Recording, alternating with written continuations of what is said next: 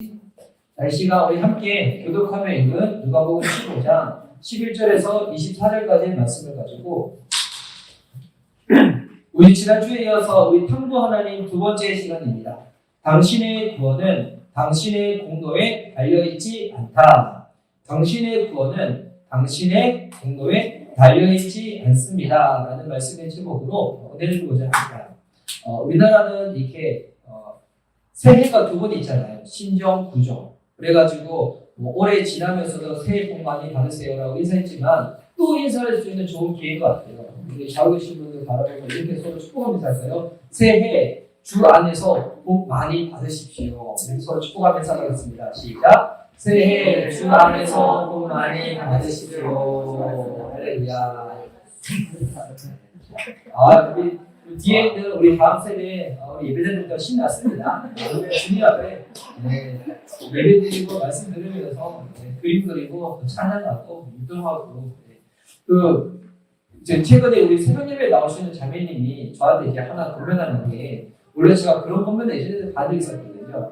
목사님 꼭 저기 미국에 거기 캘리포니아 주에 있는 베델 처치 꼭 한번 가보시라고. 이제 최근에 그 교회 참여해서 미국에는 베델 처치 음악을 많이 듣고 나누는데 근데 그분이 베델 처치를 꼭 가보라고. 근데 제가 이거를 개척하기 전에도 저한테 이제 어느 아신 집사님이 목사님 그 교회 꼭 한번 가보라고. 목사님 꼭 오셔서 여기 한번 둘러보시라고 고민하셨던 분이 있는데 또 그 얘기를 들은 거 봤었을 때는 제가 거기를 꼭 한번 가야 될 것 같습니다. 그 베델 처치에 가면 요즘 하여튼 경비자 찬양 그 유명 곡들이 그 교회에서 많이 하는데 근데 그 예배를 어떻게 되냐면 오늘 설교하는 사람 없어요. 그 예배를 딱 드릴 때 그쪽에 이렇게 여러 탤런트를 가진 분들이 많이 있잖아요. 그럼 그분들이 앞에서 설교자가 설교하고 찬양하는 가운데서 하나님이 본인이 받은 은혜를 딱 받으면 거기서 뭐 하냐면 그림을 뒤에 드리고 춤출 사람은 뒤에 춤을 추고 막 그런 게 아닌 거예요. 또 각자 주신 은사대로 우리 이제 예지 자매 같은 경우는 확 뒤에서 막 그러면 주인 주신 은혜로 플레이를 막 잘했죠. 앞으로 내가 주일에 어떻게 설교 같습니다. 플레이를 잘 태자매는 뭐 할까요? 지옥하게 큐티 본문을 막 올리고 계시고 이렇게 막 그렇게 한다는 거예요. 오늘 마치 이제 우리 교회 예배가 베델 처치에서 예배드리고 왔습니다. 우리 엄마가 앞에 나와서 기도 하고 있는데 또 우리 둘째 딸이 와가지고 막 파이팅 하라고 엄마 너무 잘한다. 네, 믿음으로 격려해 주고 복된 예배인 것 같습니다. 우리 지난주에 이어가지고 우리 탐구 하나님 두 번째 시간입니다. 이 모든 사람들은 행복해지고 싶어하고 만족감을 누리고 싶어합니다. 그런데 그것을 추구하는 방법이 각자 다른 거죠. 행복, 만족 이거를 원치 않는 사람은 없을 겁니다. 그런데 어떻게 하면 행복할 수 있는가? 그것을 추구하는 방법에 있어서는 각자 사람들이 다 방법이 다른데 근데 예수님께서 누가복음 15장에 잃어버린 두 아들에 대한 이 비유를 얘기하시면서 사람들은 이렇게 행복을 추구한다. 그에 대해서 가장 큰 두 길을 알려주고 있는 겁니다. 그 첫 번째 길은 뭐냐면 어떤 사람들은 자아 발견을 통해서 행복할 수 있다고 생각하는 겁니다. 내가 원하는 것, 내가 바라는 것, 내가 꿈꾸는 것 그게 이루어지면 나는 진정한 행복을 누릴 수 있을 거야 라고 생각하는 분류가 있고 또 다른 한 분류는 도덕적으로 윤리적으로 순응하면 내가 행복할 수 있다고 생각하는 분들이 있습니다. 그러니까 우리 사회에서 제시하는 그런 모범적인 삶, 도덕적인 삶이 있잖아요. 그와 같은 삶을 살면 많은 사람들이 저 사람은 되게 도덕적이다, 인격적이다, 훌륭하다 그런 이야기를 통해서 행복을 누릴 수 있다고 생각하는 분류가 있다는 것입니다. 근데 이 두 분류가 바로 잃어버린 두 아들의 비유 속에서 나오는 거예요. 자아 발견을 통해서 행복할 수 있다고 생각하는 것은 어디에 해당될까요? 첫째와 둘째 중에서 둘째에 해당되죠. 둘째 아들, 동생은 본인이 원하는 것을 이루면 행복할 수 있다고 생각을 한 것입니다. 반면에 도덕적인 수능을 통해서 행복할 수 있다고 생각했던 것은 맏아들이 그렇게 생각을 한 거예요. 근데 예수님 당시 이 가부장적인 문화가 지배적인 그때 이 사회에서 자아 발견의 길을 택하는 사람들은 상대적으로 적었을 거예요. 근데 지금의 시대에는 아마 이 탕자와 같은 둘째 아들과 같은 비유들이 더 많을 수가 있겠죠. 이들은 이 관습과 인습보다는 개인적인 목표, 자아 실현을 삶의 우선순위에 딱 두는 것입니다. 이런 사람들에게 있어서 뭐 전통, 편견, 위계, 권위 이런 것들은 내가 자유롭고 싶은데 이것을 해방하는 장애 정도로 여기시는 거예요. 그러니까 지금 이번 구정 연휴 동안에 뉴스를 보니까 지금 공항에 매일마다 공항 이용객들이 12만 명이 넘는다는 거예요. 이거 추산하면 거의 한 100만 명 정도가 이번에 해외에 갔다 온다는 거예요. 뭐 그거 전에도 이미 나가신 분들 계실 거고 그 이후에 나가신 분들 계실 건데 그런 분들 대부분 어떤 분들일까요? 구정은 그냥 이렇게 가족끼리 모여가지고 함께 뭐 예배드리는 날이 아니라 어떤 날인 겁니까? 내가 원하는 말을 이루는 날. 이렇게 생각하시면 됩니다. 그러니까 우리 둘째들은 다시 회에 나가 있는 겁니다. 회에 나가지 못한 둘째들은 군대 여기 나가 있는 겁니다. 그럼 우리 남춘수 성도님은 회에 나가 계시니까 둘째들이 진정한 둘째들이 우리 교회에서 돼요. 와, 가족까지 내팽개치고 혼자서 미국에 가 계시는 진짜 둘째들인데 몰랐네요. 그래서 이 동생에 대한 부분들을 보면 진짜 이게 지금의 시대에도 이에 대해서 야 어떻게 그렇게 좀 과감하게 행동할 수 있을까라고 생각할 수 있겠지만 예수님 당시 때는 정말 파격적인 그와 같은 삶을 살았던 사람들이 동생들이에요. 그래서 오늘은 동생에 대해서 좀 집중적으로 살펴보고 다음 주에는 좀 형, 맏아들에 대해서 좀 살펴보고자 하는데 우리가 흔히 탕자에 비해서 알고 있는 이야기죠. 지금의 시대의 상황이 아니라 당시 고대의 배경을 두고 예수님이 둘째 아들을 딱 이야기했었을 때 이 아들에 대한 이야기를 들었던 당시 사람들의 반응이 어떻습니까? 가히 충격적인 겁니다. 어떻게 아버지한테 와서 이와 같이 거침없고 무모하게 행동할 수 있을지.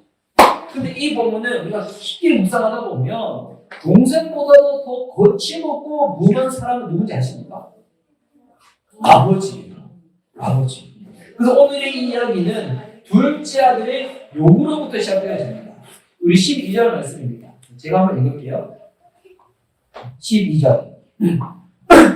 그 둘째가 아버지에게 말하되 아버지여 재산 중에서 내게 돌아올 분깃을 내게 주셔서 하는지라 아버지가 그 살림을 각각 나눠 주었더니 자기 둘째 아들이 아버지한테 와가지고 내게 물려줄 유산, 재산을 미리 달라는 것입니다. 그리고 지금의 시대도 만약 자녀가 아버지한테 와서 이런 얘기를 한다. 어떨까요? 정말 싸가지 없는 모습이죠. 그렇게 대할 거예요. 그런데 요즘 시대는 그래도 세금을 포탈하려고 불법적인 방법으로 부모가 자식에게 재산을 증여하기 위해 가지고 미리 재산을 줄 때가 있잖아요. 주식도 주고 부동산도 주고 할 때가 있잖아요. 근데 이 둘째 아들이 경악스러운 것은 당시에 유산을 분배하는 것은 아버지의 사후에만 가능한 일입니다. 그러니까 아버지가 살아계시는 동안에 가서 재산을 달라는 거 이게 무슨 말일까요? 아버지 빨리 돌아가시라는 거예요. 아버지 빨리 그냥 이 수명을 다 하시라는 거예요. 이건 정말 이게 단순히 그냥 상관이 없다는 표현 정도가 아니라 그냥 인륜을 그냥 이렇게 무시하는 거죠. 그러니까 이게 둘째 아들이 아버지가 재산만 원하는 것이 아니라 더 나아가면 아버지라는 존재는 나에게 있어서 내가 필요한 것들을 그냥 흘려보내는 재산 그 이상의 아무런 존재도 아니라는 거예요. 어차피 만기가 차면 돌려받을 적금과 같은 존재가 누구인가? 둘째 아들한테는 아버지의 존재입니다.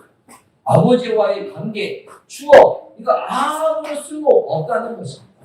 그런데 여기서 충격적인 것은 뭐냐면 당시 이 팔레스타인 땅에서 자식이 아버지한테 이런 요구를 하면 홍군형을 내고 집에서 내쫓든지 호적을 파버리는 것이 당연한 것인데 아버지가 어떻게 합니까? 각각 나누어 주었다는 겁니다. 나누어 주었다는 겁니다. 부모의 재산을 나누어 주었다는 겁니다. 근데 당시 이 부모의 재산은 대부분 어떤 재산이냐면 지금 우리처럼 이렇게 은행에 있는 현금 아니면 주식 이런 게 아니라 그때의 재산은 부동산이에요. 그러니까 땅이 전부인 거예요. 근데 이제 지금 시대의 땅의 개념과 그때 시대의 땅의 개념은 이 개념 자체가 다른 것입니다. 지금의 그 땅은 어떤 겁니까? 그냥 우리가 가지고 있는 여러 가지 소유 중에서 하나이잖아요.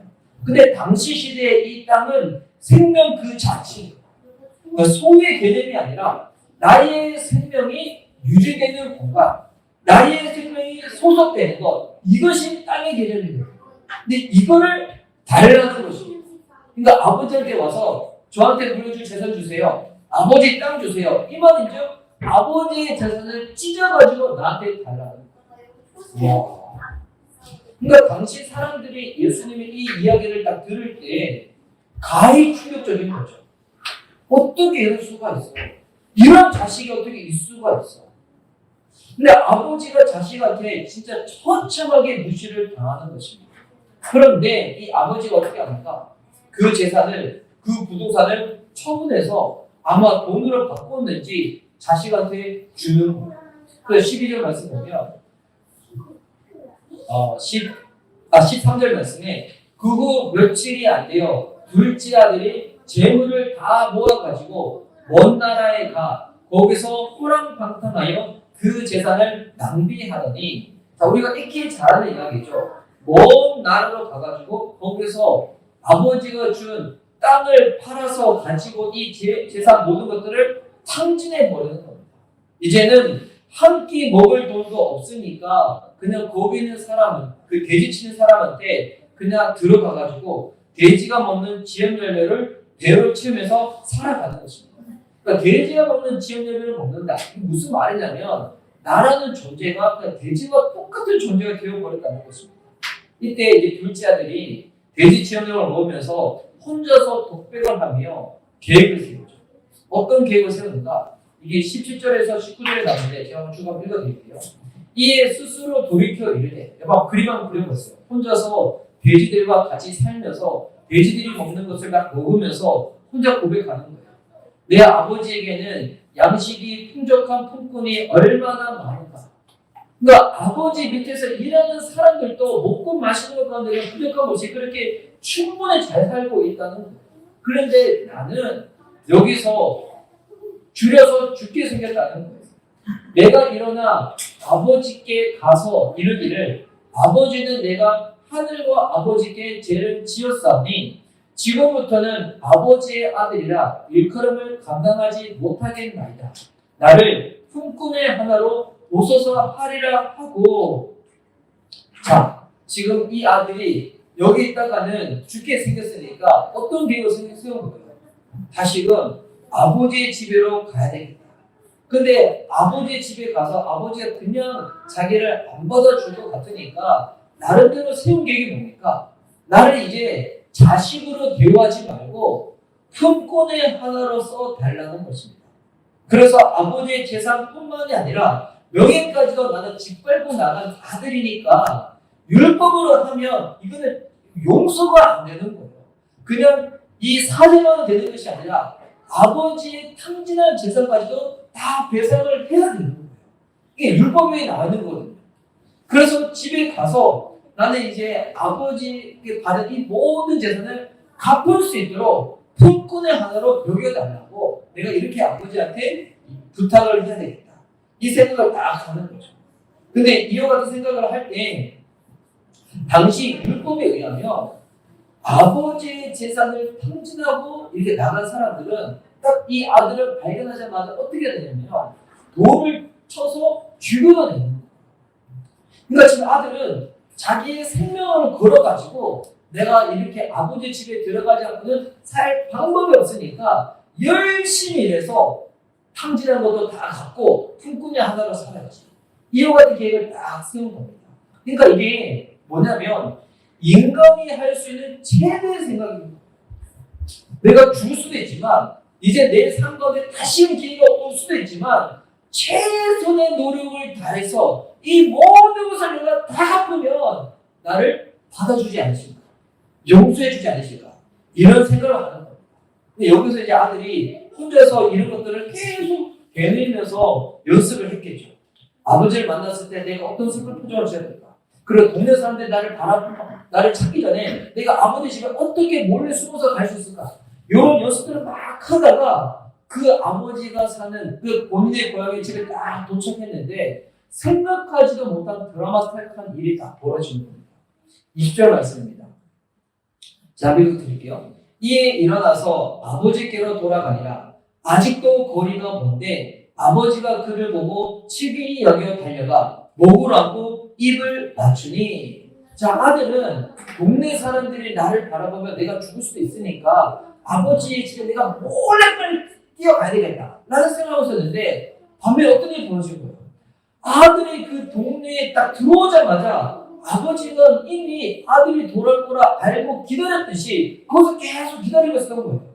아들이 보내주면 어떻게 하는 거예요? 거리가 먼데도 불구하고 막 뛰어가가지고 그의 몸을 각 끌어안고 입을 맞췄다는 거예요. 이게 지금의 시대야 뭐 아빠들이 아이들과 더불어서 축구도 하고 뛰어날 수도 있지만 그때 당시 이 가부장적인 이 사회에서는 아이들은 뛰어날 수 있어요. 여자도 달릴 수가 있어요. 그런데 가장들은 뛰지를 않아요. 그냥 점잖하게 걸어만 다니는 거예요. 아들을 보자마자 감정이 올라와서 그런지 뛰어가가지고 입을 맞추고 딱 앉는 겁니다. 이게 단순히 반가운 마음에서 그냥 앉는 정도가 아니라 율법에 나있는 대로 동네 사람들이 우리 아들을 먼저 바라보면 죽을 수가 있는 상황이거든요. 이것이 신명기 21장 20절, 21절에 나온 내용인데 제가 한번 읽어드릴게요. 그 성읍 장로들에게 말하기를 우리의 이 자식은 완악하고 폐역하여 우리 말을 듣지 아니하고 방탕하며 술에 잠긴 자라 하면 그 성읍의 모든 사람들이 그를 돌로 쳐 죽일지니 이같이 내가 너희 중에서 악을 지하라. 그리하면 온 이스라엘이 듣고 두려워하리라. 그 율법에 뭐라고 나와 있는 겁니까? 아버지한테 완악하고 폐역한 자식들은 방탕해가지고 술에 잠겨있는 자식들은 동네 사람들이 그냥 그를 돌로 쳐 죽여도 된다는 거예요. 그렇게 해서 악을 제거하라는 것입니다. 그러니까 부모의 말 거역하고 제멋대로 하는 자식들이 있다. 죽을 수가 있는 거예요. 혹은 자녀 교육을 나는 강하게 하고 싶다. 집안의 교훈으로 이걸 딱 세우면 되겠죠. 최근에 저희 집 셋째가 어린이집에서 가운을 적어오라 해가지고 적어봤는데 뭘 적을까 하다가 좀 실제적인 거 적어야 되겠다 해가지고 우리 집 가운을 그렇게 적었거든요. 하루의 시작은 기도로, 하루의 마침은 감사로. 맞죠? 기도로 시작하고 감사로 마무리하자. 우리 집 가온입니다. 근데 이제 그 어린이집에 사는 다른 분들 다 봤더니 야, 예수님 안 믿으신 분들이 교육을 할 수 있는 거 정직하게 살자, 최선을 다하자, 행복하게 살자, 다 그 정도 수준입니다. 아, 그거 됐었어요. 네. 80년이 지났어. 절약, 가오를 절약이었어요. 근데 보니까 예수님 사람들이 그나마 딱 한 게 아버지는 뭐 예배하고 뭐 자녀들은 순종하고 뭐 이런 거. 저희 집은 기도를 시작하고 감사로 마무리하자 딱 했는데 근데 자녀교육을 빡시게 하고 싶다. 신명기 20장 이거 저딱 적으면 되는 겁니다. 완악한 자식은 돌로 쳐 죽이지 않다. 야, 진짜 무서운 거죠. 제가 한 얘기가 아니라 성경에 나오는 그대로의 표현입니다. 자, 그래서 이 작은 아들 정도의 일이면 동네 사람들이 먼저 다 발견했다. 돌로 쳐 죽여서 죽을 수 있는 상황입니다. 근데 이때 어떻게 하는 건가 아버지가 저 멀리서 아들이 보이자마자 동네 사람들이 발견하기 전에 먼저 뛰어가가지고 딱 끌어안려 버리는 겁니다. 이게 무슨 행동일까요? 우리 아들을 죽이려면 나를 돌로 쳐 죽이라. 딱 끌어안고 내가 대신 아들 대신해서 죽을 수도 있다는 겁니다.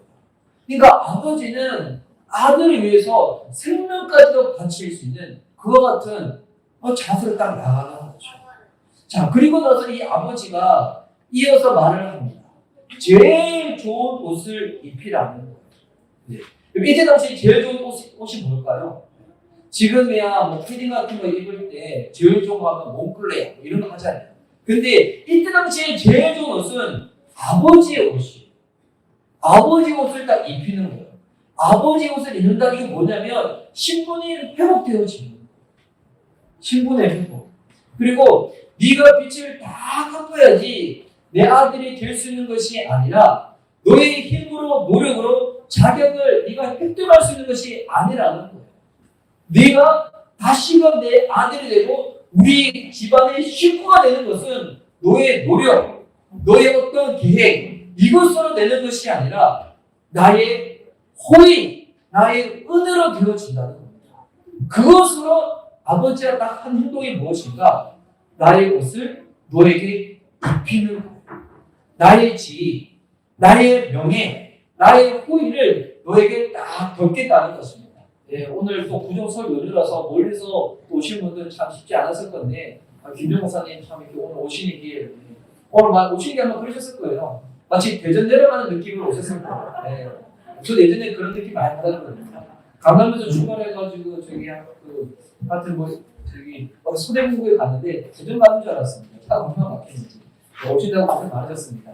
자, 그럼 이 둘째를 딱 돌아왔었을 때 여러분 가장 기분이 안 좋았던 존재는 누구였습니까? 첫째 아들 자네. 또 있어요. 살찐 송아지. 살찐 송아지가 참 기분이 안 좋았겠죠. 와가지고 아버지가 형도 기분이 안 좋았겠지만 살찐 송아지를 잡으러 갑니다. 그때 당시 살찐 송아지는 최고의 잔치에서만 나오는 음식이거든요. 그러니까 지금 아버지가 돌아오고 이거는 그냥 그 집안 정도에서 기쁜 정도가 아니라 지금 온의 장치로 아버지가 이것을 딱 만들어 버리는 것입니다.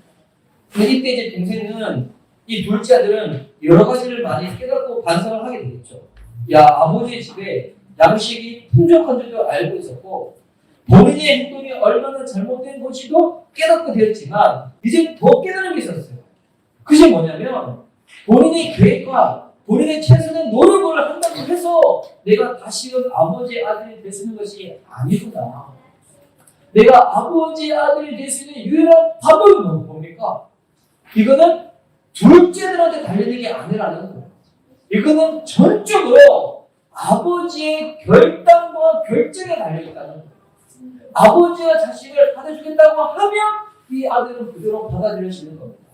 아들이 품꾼의 하나가 되어서 어떤 노력을 하고 어떤 대가 지불을 한다고 할지라도 아버지가 나는 너 받아들이지 않겠어. 나는 너 그냥 우리 호텔에다 파도했어 라고 하면 이 둘째 아들은 아버지의 집안에서 살 수가 없게 된다는 겁니다. 둘째 동생이 아버지의 집에 오기 전에 미처 깨닫지 못하고 아버지의 사랑과 용서가 아니고서는 어떤 노력을 통해서도 나는 아버지의 집에 들어갈 수 없구나. 오직 아버지의 사랑만이 아버지의 용서만이 내가 아버지의 집안에 다시 들어갈 수 있는 유일한 방법이구나. 유일한 조건이구나. 그러니까 이것을 예수님께서 둘째 아들의 이야기를 통하여 드러내고 있다는 것입니다. 그러면 이거는 그때 당시 사람들이 딱 들었을 때 이처럼 파격적인 게 없는 거예요. 지난주에도 나눴었지만 예수님께서 누가복음 15장에서 지금 3+1의 비유를 하시잖아요. 잃어버린 양의 비유, 잃어버린 드라크마 동전의 비유, 그리고 탕자의 비유, 이제 다음 주에 우리 살펴볼 마다들의 이야기가 나오는데 근데 이 이야기를 들었던 당시 청중들이 누구였습니까? 지금 죄인과 세리들이 예수님께로 나올 때 누가 가장 기분이 나빴다고 했습니까? 바리새인들과 서기관. 여러분 이들은 단순히 죄인과 세리들이 나오는 것만 기분 나쁜 정도가 아니라 이들은 하나님의 구원으로부터 멀어져 있는 존재로 생각했었거든요. 왜? 이들은 율법을 안 지키기 때문에. 근데 바리새인과 서기관들은 어떤 생각을 했습니까? 이들은 비록 마음은 하나님을 향하여 없었지만 본인들이 하고 있는 그와 같은 종교적인 행위로 말미암아서 본인들이 하나님의 자녀고 하나님의 구원 아래 노력이 있다고 생각을 했었거든요. 이와 같은 생각을 하고 있었던 바리새인과 서기관들에게 아버지의 이와 같은 행동, 그러니까 아들의 그 무모한 행동도 충격적이었지만 아버지의 이 무모한 행동과 은혜도 받아들일 수가 없는 거예요. 어떻게 아버지가 이렇게 할 수가 있어? 자식이 율법도 지키지 않았고 허랑방탕하였고 그런 어떤 노력과 대가도 지불하지 않았는데 어떻게 다시금 아버지 집에 받아들일 수가 있어? 그러니까 지금 이거는 율법을 뛰어넘은 하나님의 사랑과 용서를 아버지를 통해 가지고 드러내고 있는 것입니다. 그러니까 지금 유대인들이 당시에 유대인들이 생각했던 무엇과가 하나님이 말씀하시는 구원관이 너무나도 다른 거죠. 세상에서 말하는 여러분 구원관은 무엇입니까? 우리의 어떤 노력과 최선의 방법을 통해 가지고 우리는 무엇을 얻을 수 있다고 생각하잖아요. 그래서 예수님 안 믿는 많은 사람들이 우리가 하나님 말씀하시는 구원을 말씀하실 때 가장 받아들이기 힘든 부분이 뭡니까? 그렇게 착하고 선한 사람도 예수님 안 믿으면 지옥 갑니다. 이거 되게 힘들어하잖아요. 나를 열심히 살았는데, 도덕적으로 살았는데, 그런데 어떻게 지옥 갑니까? 단순히 예수님 안 믿는다는 그거 하나만. 근데 이것이 그냥 이렇게 단순하게 얘기할 수 있는 정도는 아니죠. 근데 주님이 우리들 가운데 말씀하시는 것은 나쁘게 살아라, 방탕하게 살아라, 네 자유 추워 살아라, 이걸 얘기하고 있는 게 아니에요. 각자 우리한테 허락하신 각자의 성향과 그냥 삶의 그냥 계획대로 살 수 있겠지만 그것이 하나님의 구원하고는 무관하다는 것입니다. 하나님께서 우리에게 베푸시는 이 구원은 우리의 행위, 우리의 노력, 우리의 공로하고는 아무 상관도 없다는 거예요. 그러니까 방탕하게 살아, 그냥 네 마음대로 살아, 이게 아니에요. 어떤 사람들은 또 하나님의 구원을 또 잘못 생각해가지고 어차피 주님이 다 구원해 주신다면 그냥 내 멋대로 살다가 마지막에 그냥 예수님 믿고 회개하고 촉감 되는 거야. 이렇게 하는 사람도 있잖아요. 그것도 왜 그렇게 하는가? 아버지를 인격적으로 대하지 않기 때문에. 하나님을 인격적으로 대하지 않으니까 그런 생각을 하는 것입니다. 하나님이 우리에게 베푸시는 구원은 이거는 전적으로 하나님께 달렸다는 거예요. 하나님의 결정, 하나님의 결단, 은혜와 사랑으로 우리를 품어주시리라는 그 결단으로 말미암아서 우리가 믿음이라는 수단을 통해 가지고 주님의 품에 안기는 거지. 우리가 자기 자신, 우리가 무언가를 했기 때문에 믿었기 때문에 구원받는다. 그게 아니라 하나님이 우리를 구원하시기로 먼저 작정을 하셨기 때문에 이 작정 가운데 우리가 믿음이라는 수단을 통해 가지고 그 은혜로 말미암아 구원을 누리게 된다는 거죠. 즉 이게 하나님 아버지와 아버지를 통해 가지고 둘째 아들을 통해서 주님이 우리에게 말씀하시는 바로 하나님의 은혜, 무모할 만큼 하나님의 은혜가 얼마나 큰지 그래서 설명하고 있다는 것입니다. 그리고 하나님의 이 은총은 어떤 공로나 행위를 통해서도 얻어지는 게 아닙니다. 그래서 우리가 에베소서 말씀 쭉 살펴봤지만 하나님의 구원을 뭐라고 설명하고 있습니까? 우리 에베소서 말씀 성경으로 다시 한번 찾아서 한번 읽어볼까요? 에베소서 2장 밑에 자막으로는 없는데요. 에베소서 2장 우리 8절 말씀입니다. 우리 8절에서 10절까지의 말씀 우리 한 절씩 한 절씩 한번 함께 읽었으면 좋겠습니다. 자, 8절 말씀 함께 읽도록 하겠습니다. 시작. 너희는 그 은혜, 자, 에베소서 2장 8절입니다. 제가 가지고 있는 신약 성경으로는 311면에 있습니다. 자, 함께 고백하도록 하겠습니다. 시작. 너희는 그 은혜에 의하여 믿음으로 말미암아 구원을 받았으니 이것은 너에게서 난 것이 아니요 하나님의 선물이라. 지금 아들과 둘째 아들을 통해서 이것이 드러나고 있는 겁니다. 이거 믿음만으로 구원받는 게 아니에요. 이거 그 전에 가장 선언해야 될 것, 하나님이 우리를 용서하시겠다고 하시는 주님의 은혜. 그 은혜로 주님의 은혜가 있기 때문에 우리가 그 은혜를 믿음으로 받아들일 때 하나님의 구원이 우리 가운데 베풀어진다는 것입니다. 그래서 뭐라고 설명했습니까? 이것이 너에게서 난 것이 아니에요. 둘째 아들의 계획은 뭐였습니까? 내가 다시금 아버지 집에 돌아가서 품꾼의 하나가 되어서 탕지는 아버지의 재산을 내가 다 갚으면 내가 다시금 아버지 집에 살 수 있는 자가 되지 않을까? 근데 이것이 그런 계획으로 된 것이 아니라는 거예요. 이것은 전적인 하나님의 선물이라는 것입니다. 그래서 구절에 설명을 했죠. 행위에서 난 것이 아니니 이는 누구든지 자랑하지 못하게 합니다. 둘째 아들이 자랑할 수 있는 유일한 것은 뭐가 있을까요? 우리 아버지 이 사랑과 은혜 너무 크시다. 나의 무모한 행동도 덮을 만큼 아버지의 사랑과 용서는 더 무모하다. 이것을 깨닫게 되어지면, 이것을 받아들이게 되어지면 그 다음에 우리 삶 가운데 나타나는 삶의 변화가 10절에 나오는 거죠. 우리는 그가 만드신 바라 그리스도 예수 안에서 선한 일을 위하여 지으심을 받을 때니. 여기서 선한 일은 뭘까요? 내가 최선의 삶을 사는 게 아니에요. 하나님께 은혜 받은 그와 같은 사람으로서 내가 살아내는 삶이 선한 삶이라는 거죠. 이 일은 하나님이 전에 예비하사 우리를 그 가운데 행하게 하려 하십니다. 하나님이 우리를 위하여 계획하시고 베푸시는 삶은 무엇인가? 하나님의 은혜를 깨달아 주님의 사랑을 받아 그 안에 거하는 삶이라는 것입니다. 저희 하나님께서, 예수님께서 이 비유를 통하여 둘째 아들을 통하여 먼저 보이시는 겁니다. 그래서 용서는 선물입니다. 하나님이 우리를 품으시는 수용, 용납은 선물이라는 것입니다. 하나님이 우리를 향한 그 사랑, 우리의 어떠한 데서 주께서 우리를 사랑하시는 것이 아니라 이거는 전적인 하나님의 선물이라는 것입니다. 이 선물을 누리는 자, 하나님이 우리 삶 가운데 예비하신 바대로 선한 일을 위해서, 선하다는 거 받은 것은 용서고 사랑인데 그 다음 선한 일이 난 열심히 이 모든 것을 대가로 지불해야지, 이게 아니라 이 선한 일은 뭐냐면 받은 것에 감사해서 그 감사한 가운데 하나님 앞에 감사를 고백하며 헌신하며 충성하며 나아가는 것입니다. 이것이 충성과 헌신이 이거를 통하여 내가 뭔가를 다시 더 획득하는 것이 아니라 내가 받은 이 사랑이 너무나 무모할 만큼 하나님이 크신 사랑이기 때문에 그에 반응하여서 살아내는 삶이 바로 선한 삶이라는 것입니다. 오늘 이 구정 연휴 가운데 하나님의 그 큰 사랑과 은혜를 더욱더 풍성히 누릴 수 있는 저와 여러분 되었으면 좋겠습니다. 오늘 우리 예배 드릴 때 좀 여러 가지 좀 이렇게 좀 장비들이 좀 이렇게 오류가 생겨가지고 비록 오늘 이게 핸드폰을 하면서 온라인으로 예배 드리신 분들 계시지만 이와 같은 상황에서 우리가 감사할 수밖에 없는 이유가 뭐겠습니까?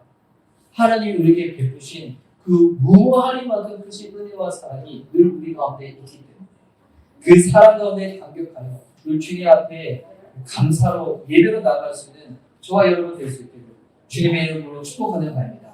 아멘. 이 시간 우리 들은 바 말씀을 부여잡고 우리 하나님 앞에 우리 찬양하며 나갈 수 있겠습니다.